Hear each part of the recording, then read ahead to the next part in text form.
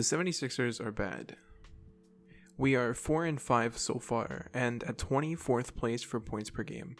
We're shooting 41% from 3, but without Embiid on the floor, we have no one other than Harden who can reliably make free throws, which is exceptionally bad because we're shooting league average attempts from the line. Maxey is an all-star when Embiid isn't playing, but when Maxey and Embiid are both playing, Harden isn't great. They still have time to figure things out, but they don't seem to know how to play with each other right now, and it's scary. Tobias Harris is still overpaid, but also underrated. He's able and willing to step up when needed, but sometimes it doesn't matter because we have no depth to back him up.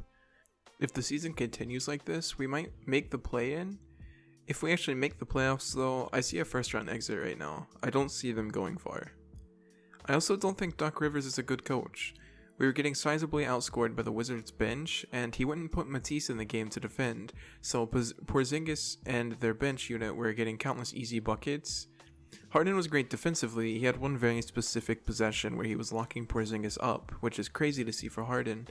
But there's no reason that PJ Tucker should have more minutes than Thibault when Thibault is actually outscoring Tucker for once.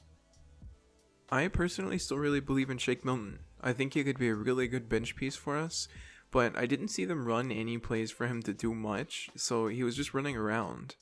He had some decent playmaking moments and got some assists in the game, but the offense is scrambling so much when Doc is playing end of the rotation guys, like when Georges Niang, Shake Milton, Paul Reed, when all those guys are on the floor, they're just scrambling, so they don't get any meaningful scoring.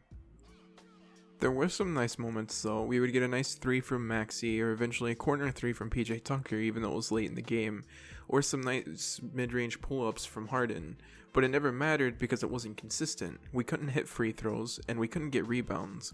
We're actually dead last in rebounds per game in the entire league right now, and we couldn't stop anything on defense.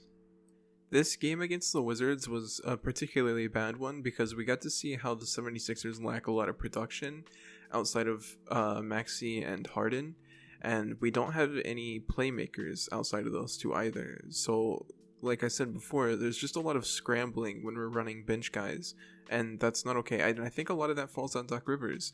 I think that he just doesn't have the ability to plan, or just doesn't plan for our bench point guards or bench guards like Shake Milton, so they don't know what they're doing whenever they get on the floor, and he's not consistent enough with the lineup for it even to matter if we did have schemes, because he's constantly swapping people in and out. Either Matisse Thybulle's not playing at all, or he's starting a game, and it's all just extremely random, and I think that's a problem. Daniel House isn't good enough, PJ Tucker isn't good enough, and Montrezl Harrell definitely isn't good enough to make up for the problems that we've had with the 76ers rosters before, and we don't have a coach that is good enough to make up for the holes that a lot of the players are lacking.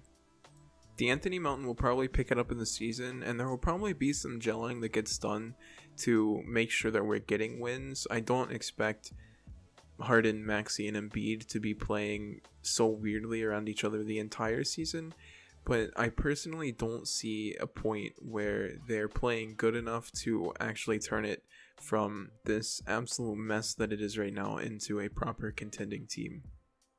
I was already really skeptical about trading for James Harden last year, but the collapse in the playoffs last season and the start to this season are just making me feel even worse.